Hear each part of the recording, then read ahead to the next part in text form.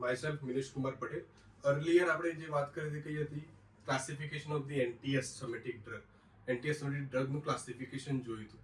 સો એમાં આપણે શું જોયું હતું, 6 મેઇન ક્લાસ હતા એન્ટીએસ્થેમેટિક ડ્રગ્સના. બરાબર, એની સાથે સાથે આપણે એવું જોયું હતું કે what is the asthma, asthma છે શું. સો એમાં મેં એવું તમને કીધું હતું જે ડેફિનેશન છે એની એ પ્રમાણે it characterized by the bronchoconstriction, the bronchial inflammation can lead to the difficulty in breathing. બીજું જે ખાસિયત રાખવું છે શું હતું કે asthma can caused by the allergen only. Smoking સાથે અસ્થમાને કોઈ ઇન્ટરેક્શન નથી. Allergen can cause the asthma. Done. So આજનો જે પોઈન્ટ છે આપણે કયો છે pathophysiology of the asthma. Pathophysiology of the asthma, asthma કેવી રીતે ડેવલપ થાય છે આપણી બોડીમાં, યા તો હ્યુમન બોડીમાં. ચલો ચાલુ કરીએ. સો અસ્થમા કોઝ થવા માટે જરૂરી એજન્ટ કયું છે તો allergen. Yes, allergen.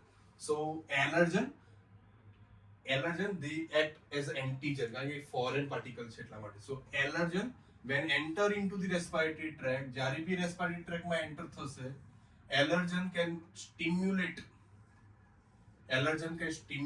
or releases of the antibody. કઈ એન્ટીબોડી આપણી બોડીમાં કેટલી છે એન્ટીબોડીઝ?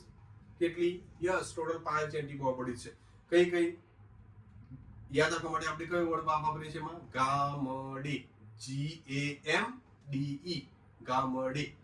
સો કઈ એન્ટીબોડી રિલીઝ થશે આમાં? IgE antibody. So increases the releases of the IgE. This allergen or this antigen make a complex, એક કોમ્પ્લેક્સ બનાવશે. કોની સાથે? make a complex with the IgE antibody. Allergen જે એન્ટર થયો રેસ્પિરેટરી ટ્રેકમાં કે જે એન્ટીજન છે એ એન્ટીજન IgE એન્ટીબોડી સાથે કોમ્પ્લેક્સ બનાવશે. અને કોમ્પ્લેક્સ બની કયું ફોર્મ બનાવશે? So AgIgE complex. AG નો મતલબ શું થયો? એન્ટીજન.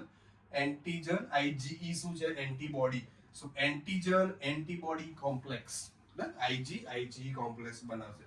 ધીસ કોમ્પ્લેક્સ જે બન્યું, this complex binds with the IgE receptors. IgE receptors સાથે bind થશે.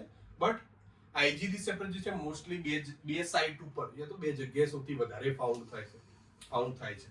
so IgE receptor which is present on the two major site, બે મેજર સાઇટ પર વધારે એનું અમાઉન્ટ જોવામાં મળે છે. કોનું?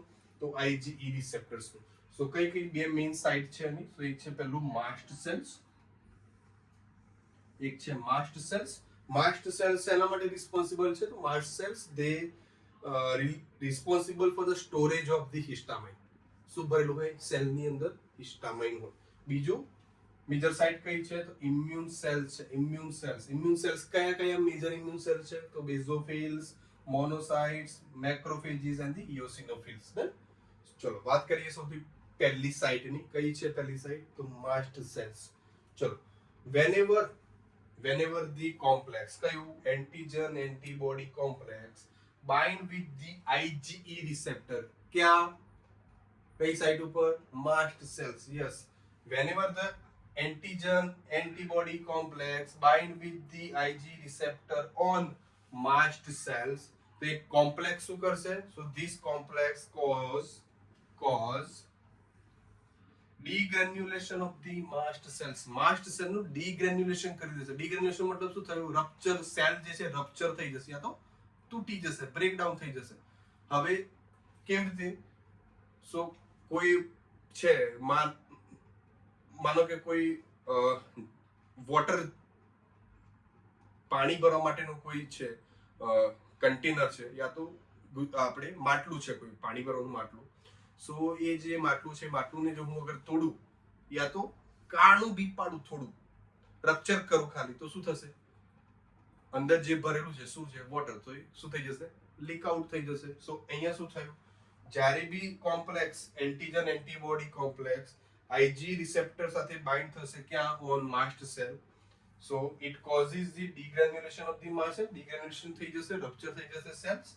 Because of the degranulation of the mast cell it releases the histamine. અને જે માસ્ટ સેલમાં જે ભરેલું છે શું હતું? હિસ્ટામાઇન. તો હિસ્ટામાઇન બહાર આવી જશે. અને જે હિસ્ટામાઇન બહાર આવ્યું કેવી ઇફેક્ટ છે? ઇમિડિયેટ ઇફેક્ટ છે. હું માટલું તોડું તો તરત જ પાણી બહાર આવશે. એવું નહીં થાય કે ભાઈ પાણી યોગ્ય છે ભાઈ રાહ જો થોડી વાર પછી આવો એવું નહીં થાય it release the immediate so it's immediate effect અને જેવું સ્ટમક રિલીઝ થશે શું કરશે it causes the bronchospasm yes bronchospasm મતલબ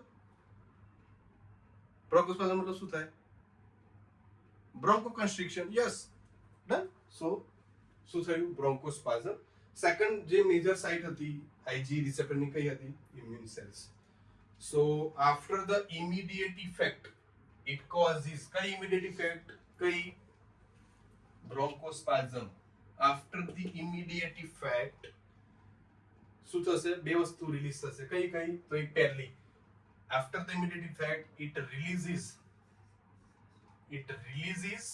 the prostaglandin leukotriene and platelet activity factor PAF આ ત્રણ વસ્તુ રિલીઝ થશે ક્યારે થશે so this all are releases in the within a few minutes જ્યારે બી બ્રોન્કોસ્પાઝમ થઈ જશે so એ જે immediate effect produce થઈ so after the immediate effect the few minutes it releases the prostaglandin leukotriene platelet activity factor PAF હવે આ બધા જે agent જે છે એ જે રિલીઝ થયા પછી શું કરશે તો ઇટ કોઝિસ ધી બ્રોન્કોસ્પાઝમ મતલબ બ્રોન્કોકન્સ્ટ્રિક્શન આમાં જે મેઇન કલ્પ્રિટ જે મેઇન છે આમાં કે જે બ્રોન્કોસ્પાઝમ કરે છે કોણ છે તો લ્યુકોટ્રાઇન છે leukotriene can main culprit can cause the bronchospasm બીજું શું રિલીઝ થતું હતું તો after within a few hours કયા few hours so after the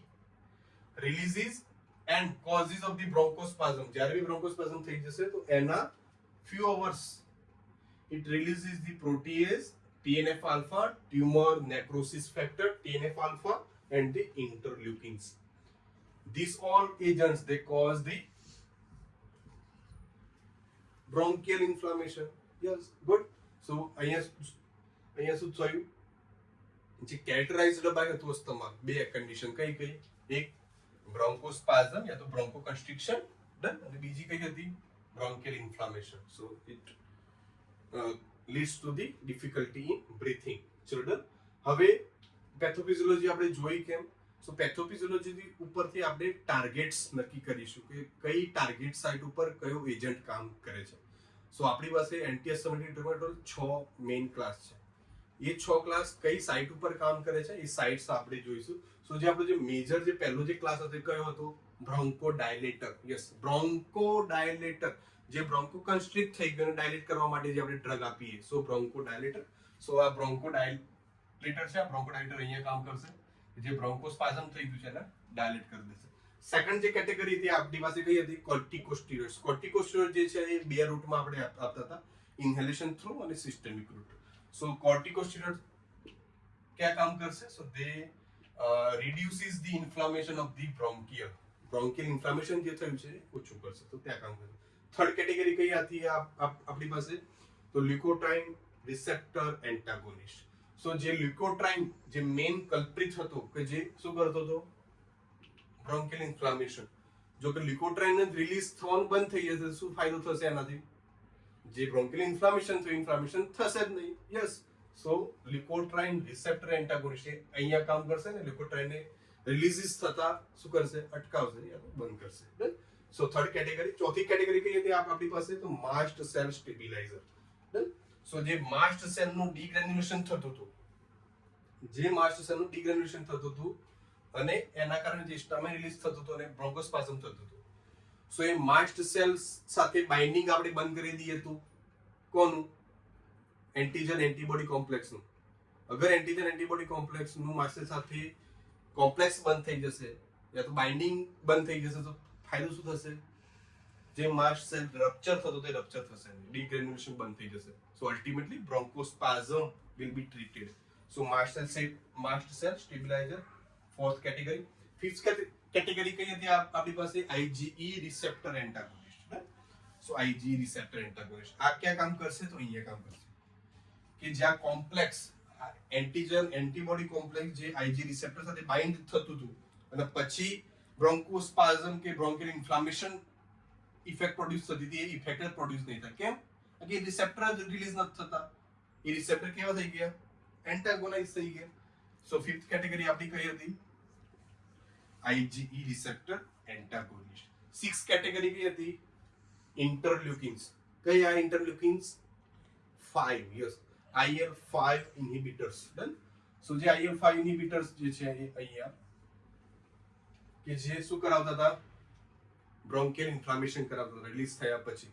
જો આપણે ઇન્ટરલ્યુકિન્સ નું રિલીઝ જ જો બંધ કરી દઈએ તો શું ફાયદો થશે એનાથી? બ્રોન્કિયલ ઇન્ફ્લામેશન નહીં થાય. Done. So it reduces the asthma symptoms. Done. So this is the whole about the pathophysiology of asthma. Next video માં જે જોઈશું આપણે કઈ જોઈશું બ્રોન્કોડાયલેટર્સ. બ્રોન્કોડાયલેટર વિશે વાત કરીશું. બ્રોન્કોડાયલેટરમાં બીજી હતા short acting beta 2 receptor agonist. They are selectively act on the beta 2 receptor. એની ચર્ચા કરીશું આપણે. Thank you.